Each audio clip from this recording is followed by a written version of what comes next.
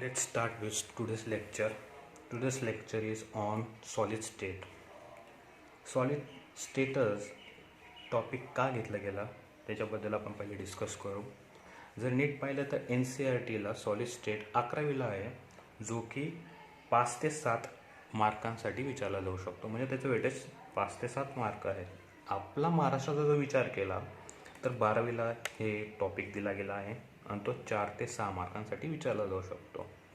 तसंच जर आपण दुसरे एक्झाम्स पाहिले, जसं नीट असू द्या किंवा JEE असू द्या किंवा महाराष्ट्राची CET असू द्या, MST CET असू द्या, यांच्यामध्ये क्वेश्चन किंवा मार्किंग व्हेरिएबल आहेत.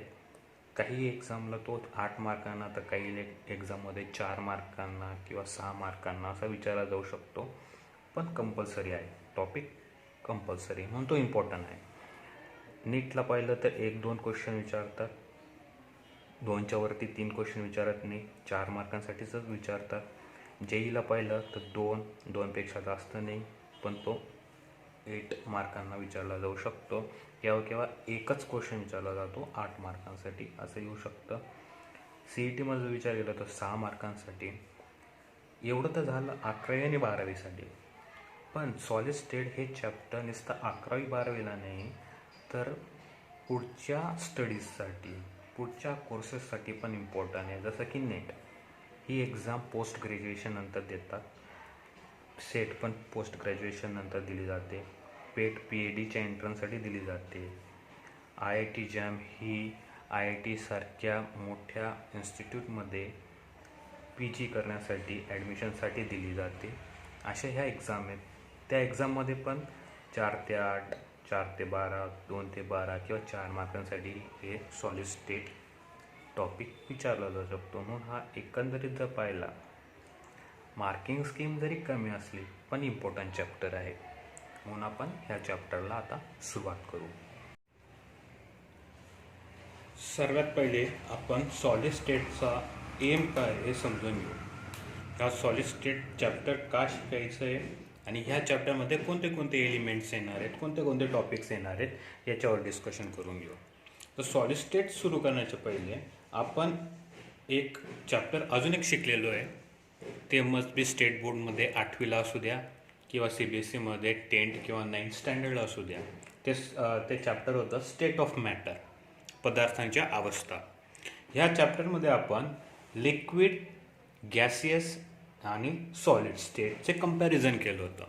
म्हणजे पदार्थ किंवा मॅटर इव्हनली 3 अवस्थेमध्ये असू शकतो. कोणते कोणते 3 अवस्थामध्ये? तर ते असतात सॉलिड, लिक्विड आणि गॅस. ह्या प्रकारची डायग्राम आपल्या टेक्स्टबुकमध्ये सापडते.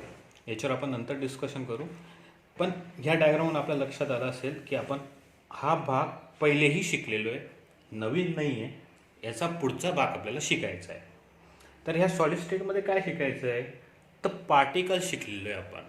सॉलिड स्टेटमध्ये पार्टिकल क्लोजली बाइंड असतात, लिक्विडमध्ये ते फार अपार्ट असतात आणि गॅसेसमध्ये तर ते खूपच लॉंग डिस्टन्समध्ये असतात.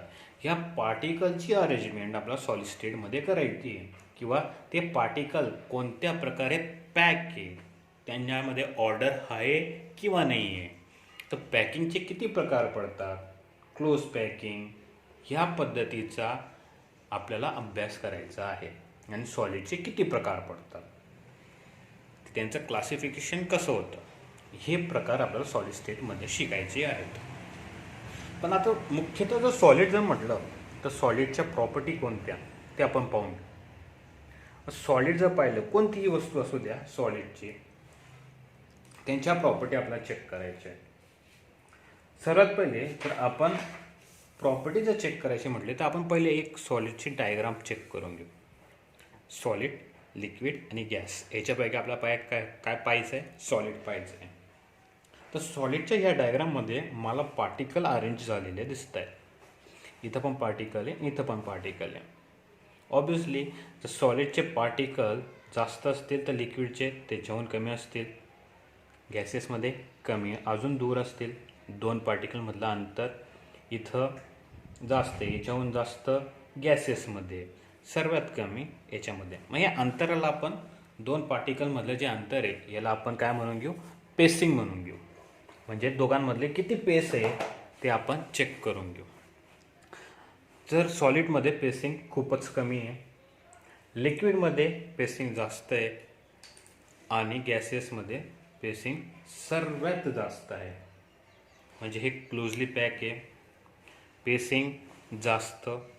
म्हणून याच्यावर आधारित जर आपण पहिली प्रॉपर्टी जर चेक केली तर इंटर ॲटॉमिक किंवा आयोनिक जी पेसिंग आहे ती कशी असते, मिनिमम असते. कोणामध्ये, तर सॉलिडमध्ये.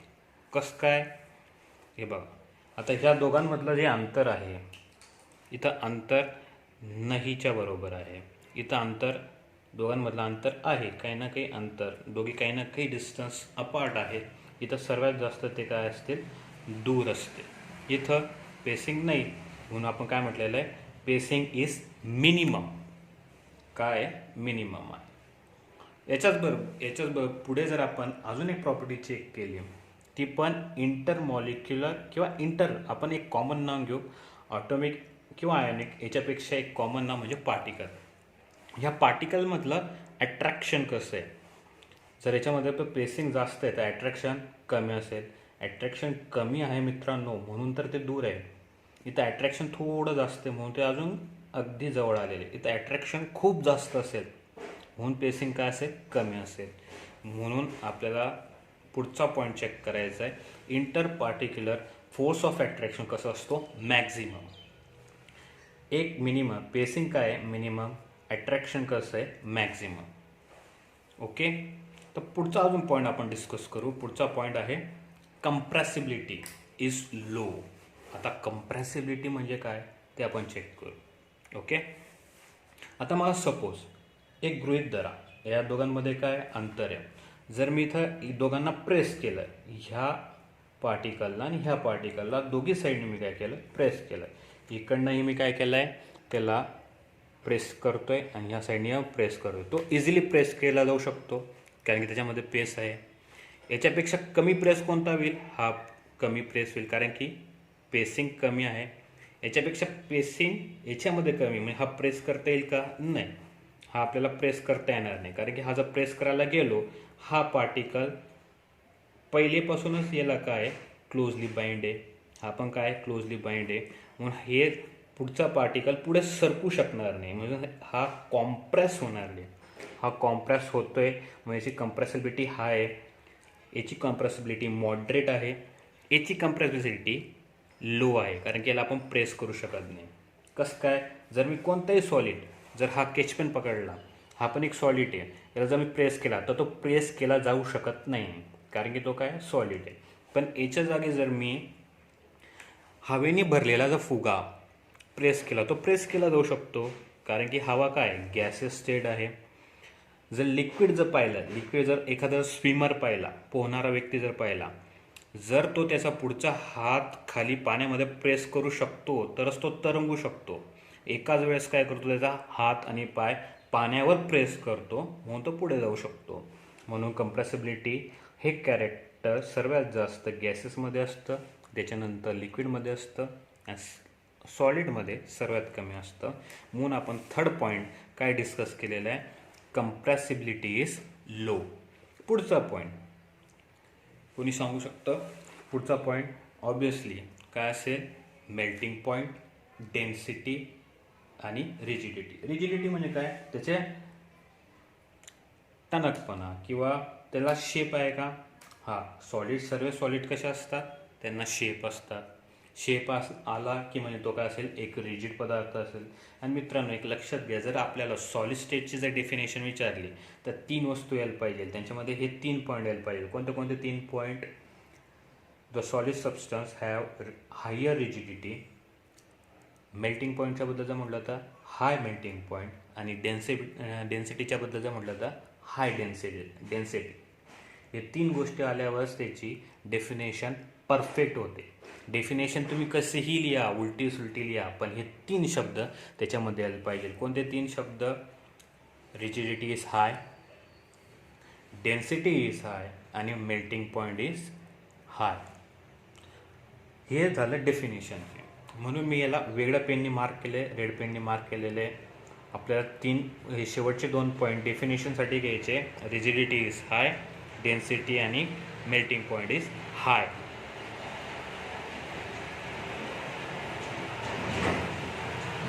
पुढे पाहूया. सॉलिड स्टेटच्या प्रॉपर्टी जर विचारल्या तर हे 5 पॉईंट आपल्या लक्षात आले पाहिजे.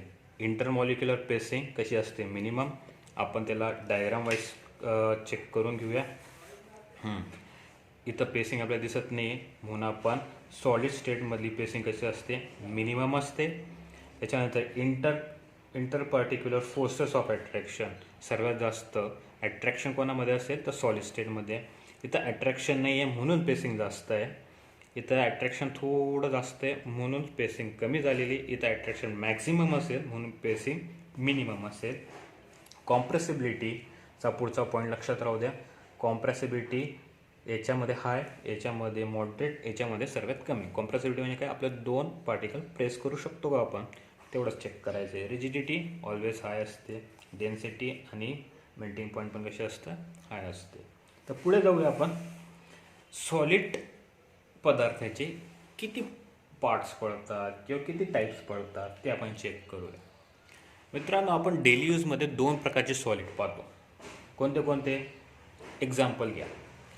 जर किंवा आपल्या घरात साखर असते तर साखर आपण हातात चिमटीत घेतली आणि तिला जर चिमटभर रफ केली, तिला आपण हे केलं तर आपल्या खड्यांसारखी लागते. म्हणजे अशा पद्धतीनं आपण म्हणतो क्रिस्टलाइन सबस्टन्स. दुसरा प्रकार सॉलिडचा, जर आपण गव्हाचं पीठ घेतलं तर ते आपल्या हाताला मऊ लागतं. चिमटीमध्ये जर धरलं आपण ते आपल्याला सॉफ्ट लागतं. अशा पदार्थांना म्हणतात ॲमॉर्फस. म्हणून असे आपल्याला 2 पदार्थ भेटतात. ते म्हणजे सॉलिडचे 2 प्रकार, एक ॲमॉर्फस आणि एक क्रिस्टलाइन. आता ॲमॉर्फसच्या नावामध्येच आपल्याला एक विशिष्ट नाव सापडतंय, आणि मॉर्फस. म्हणजे हा जो शब्द आहे 2 वेगळ्या 2 शब्दांनी बनलेला आहे. मॉरचा अर्थ होतो शेप. म्हणजे शेप नसणे, म्हणजे विरुद्ध. मॉर्फस म्हणजे शेप नसलेला, ज्याला शेप नाही त्याला आपण काय म्हणू, ॲमॉर्फस. क्रिस्टलाइन म्हणजे आपल्याला माहिती आहे ते क्रिस्टल सारखे लागतील म्हणून आपण त्याला काय म्हणतो, क्रिस्टलाइन. पण ही परफेक्ट जर आपण डेफिनेशन म्हणायला गेली तर याची परफेक्ट डेफिनेशन आपण त्याच्या अरेंजमेंटमधनं करू शकतो. अरेंजमेंट कोणाची अरेंजमेंट, तर पार्टिकलचे अरेंजमेंट. कोणत्या पार्टिकलचे अरेंजमेंट, आतापर्यंत आपण हे पार्टिकल कन्सिडर करत होतो. हे जे स्पियर काढलेले आहेत याला आपण काय म्हणतोय, पार्टिकल म्हणतोय. तर ह्या पार्टिकलच्या अरेंजमेंटवर त्यांच्या 2 प्रॉपर्टीज किंवा त्यांचे 2 क्लासिफिकेशन पडू शकतात. कोणते ते आपण चेक करू. एक ॲमॉर्फस आणि एक क्रिस्टलाइन. जर ॲमॉर्फस सबस्टन्स जर आपल्याला डिस्क्राईब करायचं असेल तर तो पण काय, सॉलिडच आहे, आणि हा पण काय, सॉलिडच आहे. पण हा अशा प्रकारचा सॉलिड असेल की याच्यामध्ये पार्टिकलची अरेंजमेंट असेल. ही आपल्याला एक प्रकारची अरेंजमेंट दिसते, एक पार्टिकल नंतर दुसरा, दुसऱ्यानंतर तिसरा.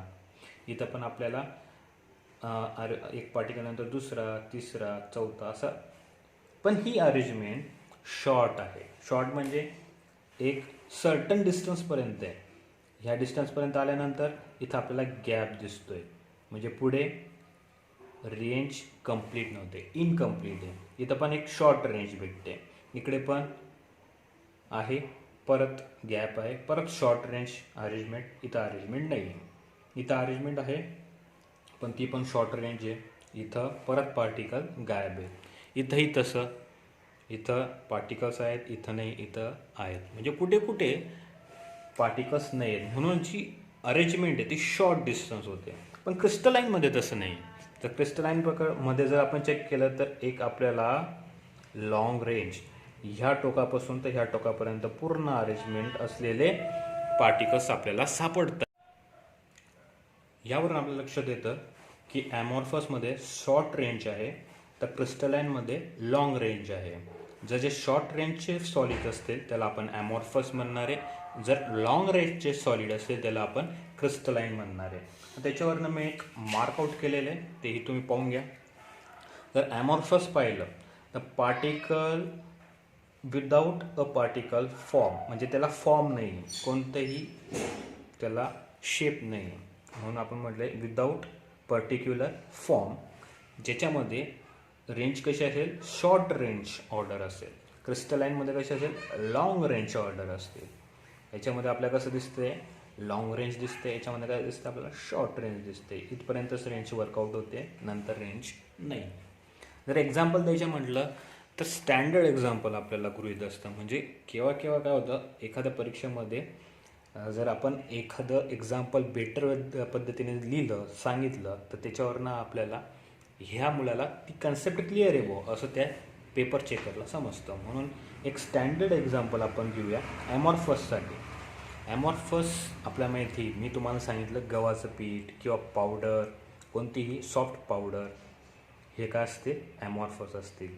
क्रिस्टलाईन कशा असतील, मीठ असू द्या, NaCl, कॉमन सॉल्ट किंवा साखर असू द्या, ते आपल्या हाताला खळबळीत लागतं, म्हणून आपण त्याला काय म्हणतो, क्रिस्टलाईन. तर ॲमॉर्फसचं बेस्ट एक्झाम्पल आहे ग्लास. आपला ग्लास जरी डोळ्यांना सॉलिड दिसला, पण ग्लास हा सुपर कूल लिक्विड आहे, म्हणजे त्याला आपण आपल्या नॉर्मल टेम्परेचरला खूप कूल केलेलं आहे, म्हणून तो आपल्याला सॉलिडसारखा दिसतो. पण तो ॲक्च्युली काय आहे, ॲमॉर्फस आहे. तो काय असणार आहे, सॉफ्ट असणार आहे. जर आपण चेक केलं, जर जुने ग्लासेस जर चेक केलं, तर जुने ग्लास जे आहे ते बॉटमला त्याचा थिकनेस वाढलेला असतो आणि टॉप साईडला त्याचा थिकनेस कमी झालेला असतो. म्हणजे लिक्विड जसं ग्रॅव्हिटीच्या दिशेने वाहतं, तसंच याचा अर्थ होतो की वरचं जे ग्लास आहे तो हळूहळू खाली थिक होतो आहे. म्हणजे वरचा ग्लास खाली काय होतो आहे, फ्लुईडसारखा, लिक्विडसारखा खाली ग्रॅव्हिटीला येतो आहे. म्हणून ग्लास काय आला आहे तुमचा, ॲमॉर्फस. याला आपण मार्क करून घेऊ मित्रांनो, कारण की हे एक्झाम्पल खूप महत्त्वाचं आहे, ग्लास. ओके. आता आपण चेक करू प्रॉपर्टीज.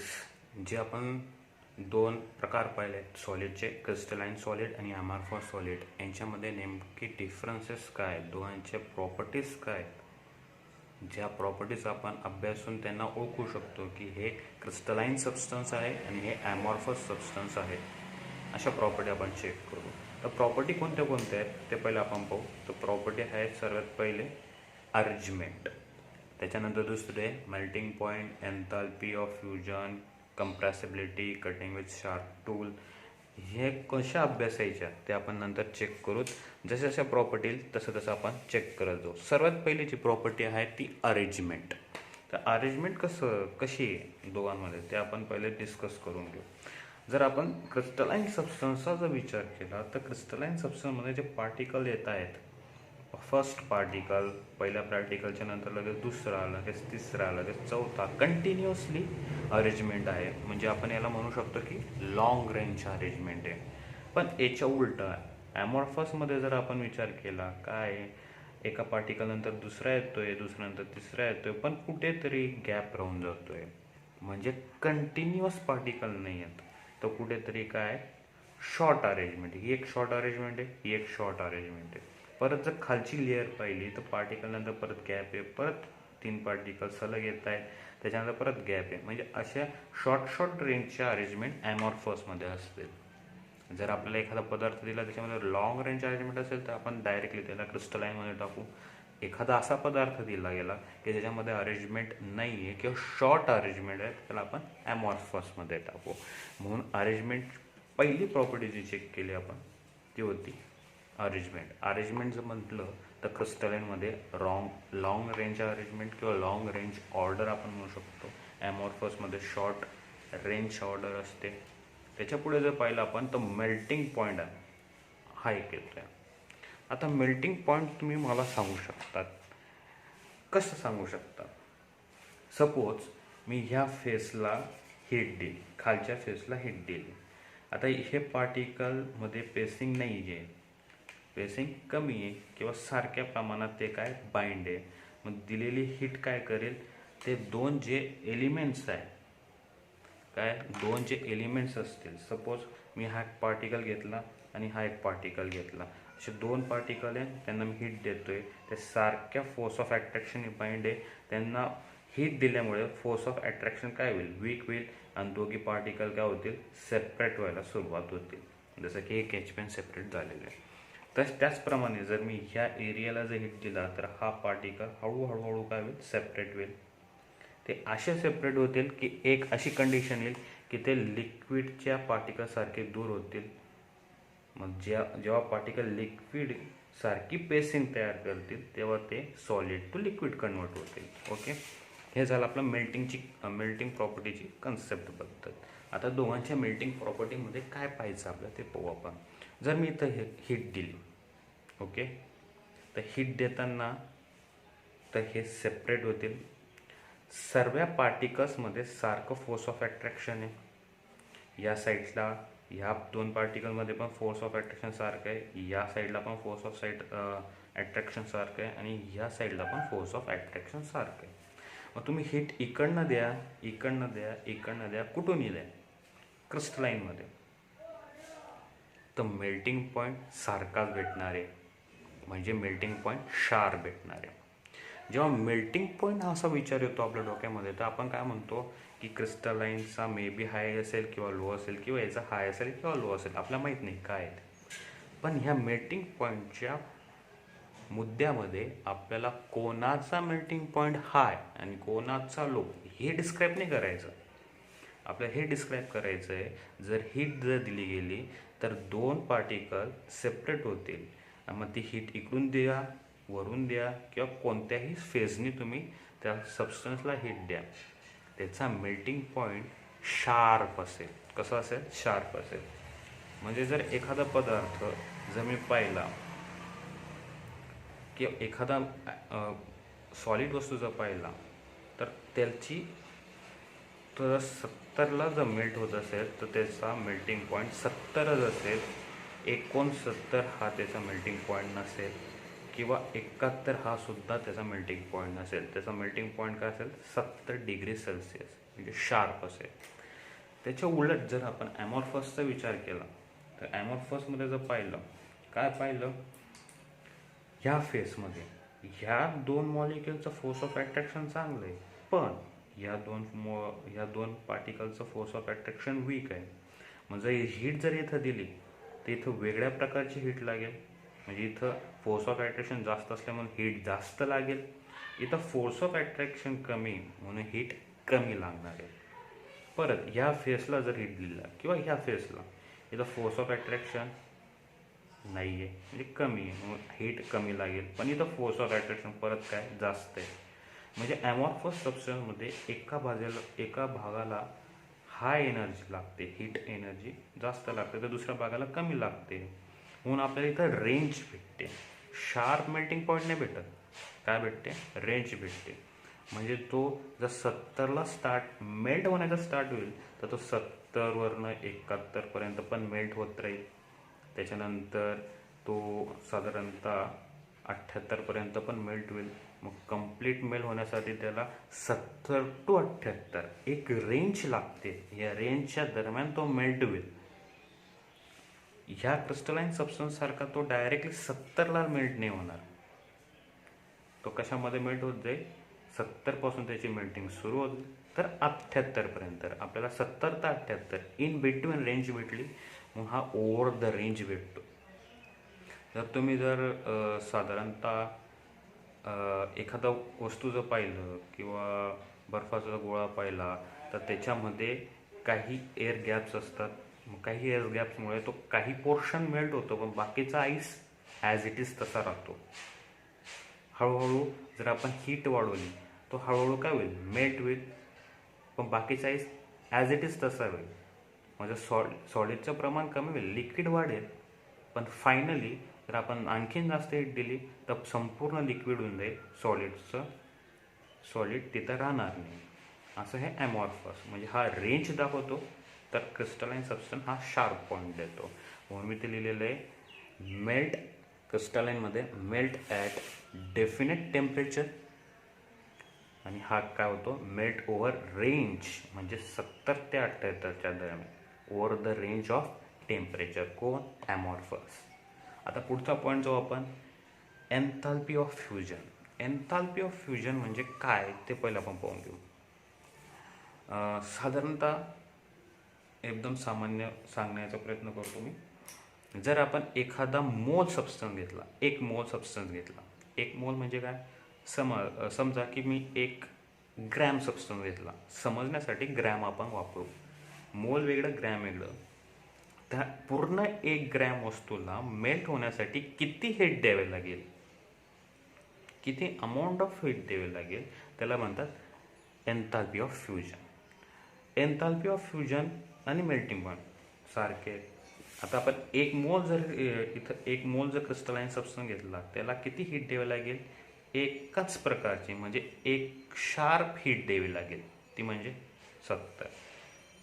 पण याला काय ओव्हर द रेंज हीट द्यावी लागेल. आपल्याला हीट 70ची पण हीट द्यावी लागेल, 71ची पण हीट द्यावी लागेल, 72ची पण हीट द्यावी लागेल, तब्बल 78ची पण हीट द्यावी लागेल. अशा रेंजमधली हीट द्यावी लागेल, तेव्हा ते फ्युजन होईल किंवा ते मेल्ट होईल. म्हणून एन्थाल्पी ऑफ फ्युजनमध्ये काय, एक शार्प व्हॅल्यू भेटते आपल्याला 70 क्रिस्टलाइनमध्ये. ॲमॉर्फसचा जर विचार केला तर आपल्याला शार्प व्हॅल्यू भेटत नाही. ओके. चौथी प्रॉपर्टी कॉम्प्रेसिबिलिटी. ही आपण एका लेक्चरमध्ये डिस्कस केलेली आहे किंवा मागच्या प्रॉपर्टीजमध्ये आपण डिस्कस केली. कॉम्प्रेस म्हणजे काय, जर आपण एखादा सॉलिड पदार्थ दाबला, तो दाबला जाऊ शकतो का, यालाच आपण कॉम्प्रेस म्हणतो. समजा हा एक सॉलिड पदार्थ आहे, आपण याला दोन्ही बाजूने दाबतोय, हा दाबला जाईल का, नाही दाबला जाऊ शकत. का नाही दाबला जाऊ शकत, कारण की ह्या दोन पार्टिकल्स आणि ह्या दोन पार्टिकलमध्ये स्पेसिंग कमी आहे. तो दाबला जरी गेला तर ह्या पार्टिकलची वॉल आणि ह्या पार्टिकलची वॉल, इकडे पण वॉल, ते काय जवळ आल्यामुळे ते पुढे दाबले जाऊ नाही शकत, कारण की आता स्पेसिंग उरली नाही. पण ॲमॉर्फसचा जर विचार केला, जर हा पदार्थ आपण दाबला तर इथं गॅप्स आहेत, स्पेस आहे, तो इझिली काय होऊ शकतो, दाबला जाऊ शकतो. म्हणून याला कंप्रेसिबिलिटी आहे, याला कंप्रेसिबिलिटी नाही आहे. क्रिस्टलाइनला कंप्रेसिबिलिटी नाही आहे आणि ॲमॉर्फसला कंप्रेसिबिलिटी आहे. म्हणून आपण कंप्रेसिबिलिटीच्या पॉईंटमध्ये लिहू, कंप्रेसिबिलिटी इज व्हेरी लो. क्रिस्टलाइनमध्ये it can be compress at some extent नाही, काही प्रमाणात आपण त्याला कंप्रेस करू शकतो. पाचवा पॉईंट पाहूया, cutting with sharp edge tool. म्हणजेच काय, जर सपोज आपण काय केलं, एखादा मेटल घेतला, मेटल क्रिस्टल फॉर्ममध्ये, आणि त्याला काय केलं आपण, शार्प एज टूलनी कट केलं किंवा कटरनी. मेटल कशाने कट करतात, कटरनी कट करतात, म्हणून मी त्याला काय केलं, कटरनी कट केलं. ओके, इथं दाखवल्याप्रमाणे कट केलं. तर कट केल्यानंतर जे एजेस आहेत त्याचे मेटलचे, ते कसे असतात, शार्प असतात. म्हणजे हा जो एज भेटणार आहे आपल्याला, कोणता, हा का असेल, तीक्ष्ण असेल. त्या एजने आपण काहीही कापू शकतो इझिली. कटरने जर कट केलं, नवीन प्रोड्यूस होणारा जो फेस आहे तो कसा असतो, क्लिवेजने शार्प असतो, क्लीन क्लिवेज आपल्या इथं भेटतं. पण ॲमॉर्फसमध्ये तसं नसतं. जर ॲमॉर्फसमध्ये आपण जर विचार केला एखाद्या ॲमॉर्फस सबस्टन्सचा, एक सोपं उदाहरण म्हणून सांगतो. जर आपण डेली यूजमध्ये कोणाचा बड्डे जर असला तर केक कापतो आपण. तर केक जर आपण कापला, ओके, इथं जर आपण कापला तर केक कट होताना कसा कट होतो, त्याचे एजेस कसे असतात. हा तुमचा केक इथं कट केल्यानंतर त्याचे जे एजेस असतात ते शार्प नसतात. ते कसे असतात, शार्प नसतात. कसे होतात, ते शार्प पण नसतात आणि आपल्याला क्लीन क्लिवेज पण भेटत नाही. केक जर पाहिला तो सॉलिड वस्तू आहे, पण तो ॲमॉर्फस आहे, पण त्याला जर कट केलं तर आपल्या इथं एज का भेटतो, शार्प भेटत नाही. आणि जर आपण क्रिस्टलाइन सबस्टन्स जर घेतला, त्याला जर कट केलं तर आपल्याला एज कसे असतात, शार्प भेटतात. इतके शार्प असतात, तितके शार्प एजने जर आपण दुसरी वस्तू कापायला घेतलं तर कापली जाऊ शकते. पण ॲमॉर्फसमध्ये तसं नाही. मग तीच प्रॉपर्टी आपण यायला पाहिजे. जर क्रिस्टलाइन सबस्टन्स जर एखाद्या शार्प एज टूलनी कट केला तर आपल्याला क्लीन क्लिवेज भेटतो, आणि ॲमॉर्फस जर पाहिलं तर आपल्याला इनरेग्युलर क्लिवेज भेटतो. आता पुढच्या प्रॉपर्टी पाहू. पुढच्या प्रॉपर्टी कोणते आहे ते आपण चेक करूया. पुढची प्रॉपर्टी आपल्याला चेक करायची आहे. ओके, हे आपल्या समजण्यासाठी याला थोडं असं वरती राहू देतो कंटिन्युटीसाठी. याच्यानंतर कोणती प्रॉपर्टी येणार आहे, व्हॉल्यूम चेंज.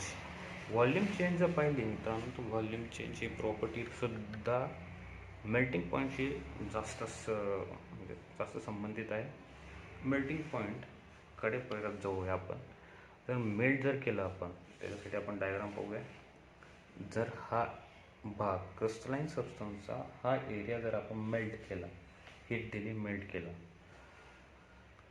मेल्ट कसा होणार आहे तो फोर्स ऑफ अट्रॅक्शन सारखं आहे. याला एक विशिष्ट एनर्जी लागेल. 70 ते 70 डिग्रीमध्ये तो पूर्णपणे मेल्ट होऊन जाईल.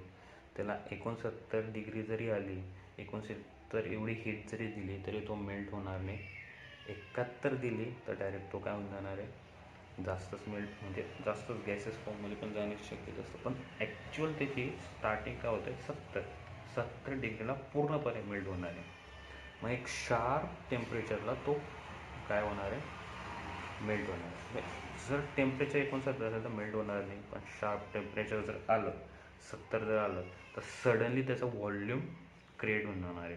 म्हणजे व्हॉल्यूम आतापर्यंत तिथं लिक्विड नव्हता, पण हीट 70ला आली तर लगेच आपल्याला लिक्विड भेटला. अचानक लिक्विड भेटतो 70ला, 69ला नव्हता, 70ला होता. सडन व्हॉल्यूम चेंज आपल्याला इथं मिळतो. म्हणून क्रिस्टलाइनमध्ये आपल्याला व्हॉल्यूम चेंज जर बघायचा असेल तर तो काय असतो, सडन चेंज असतो. असाच चेंज ॲमॉर्फसमध्ये नसतो, सडन चेंज नाही होत, तो हळूहळू चेंज होतो. का, पहिले ह्या भागाचा अंतर जास्त आहे, ह्या पार्टिकलमध्ये अंतर जास्त आहे, म्हणून हा पहिला भाग मेल्ट होईल, म्हणजे एवढा एरिया काय होईल, लिक्विड होईल. पण बाकीचा ॲज इट इज सॉलिड राहील. मग वरच्या एरिया परत लिक्विड होईल, कारण की याच्यामध्ये पण काय गॅप जास्त आहे, स्पेसिंग जास्त आहे, म्हणून तो लिक्विड होईल. पण बाकीचा एरिया परत काय राहील, सॉलिड राहील. म्हणजे असं ग्रॅज्युअली तो काय होईल, चेंज होईल. सडन चेंज होणार, हळूहळू तो लिक्विड फॉर्ममध्ये जाईल. म्हणून तो व्हॉल्यूम चेंज पाहिला, नो सडन चेंज. पण इथं काय होईल, तो डायरेक्टली लिक्विडमध्ये जाऊ शकतो, म्हणून इथं सडन चेंज असं लिहिलेलं आहे. ओके, आपण आता समजलो व्हॉल्यूम चेंज कसं आहे. आता लास्ट प्रॉपर्टी आपल्याला पाहिजे आहे आयसोट्रोपी आणि ॲनिसोट्रोपी. या दोन कन्सेप्ट आपल्याला चेक करायचा आहे. हा जो टेबल आहे तो NCERTच्या बुकमधनं ॲज इट इज घेतलेला आहे. याच्यामध्ये बाकीचे दोन पॉईंट ॲडिशनल आहेत, ते इथं मी घेतलेले नाही आहेत. ते आपलं नेट आणि सेटसाठी विचारू शकतात, ते मी लास्टली घेईन. सर्वात पहिले पाहू आयसोट्रॉपी आणि ॲनिसोट्रॉपी म्हणजे काय. तर मित्रांनो, याच्या आयसोट्रॉपीवरनं आपल्या लक्षात असेल, आयसो हा शब्द केव्हा वापरतात, जेव्हा दोन वस्तू सेम असतील तेव्हा आयसोट्रॉपी. आणि त्याच्याच विरुद्ध आता ॲनिसो म्हणजे काय, विरुद्ध. सेम असणे म्हणजे आयसो, विरुद्ध असणे म्हणजे ॲनिसो. म्हणजे इथं काहीतरी सेम असावं, इथं काहीतरी डिफरंट असावं. Trophy means direction. कोणत्या डायरेक्शन ते आपण चेक करू. आता सपोज मी काय करतो, एक सबस्टन्स घेतो, त्याच्यामध्ये आपण पार्टिकल दाबू. हे पार्टिकल्स आहेत. हा पहिले काय घेऊ आपण, ॲमॉर्फस. इकडे पण काय घेऊ, ॲमॉर्फस आहे, कारण की इथं गॅप आहेत, इथं पार्टिकल्समध्ये, इथं पण पार्टिकल्समध्ये काय गॅप आहेत. ओके,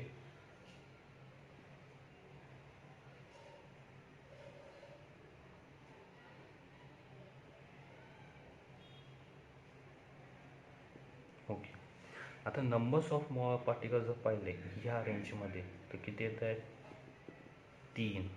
ओके, कोणते 3 ते मार्क करून घेऊत आपण. हा 1, 2, 3.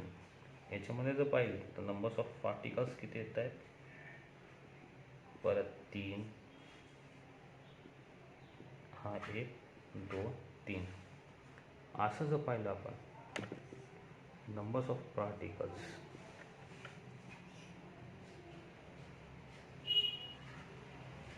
परत किती येत आहे 3.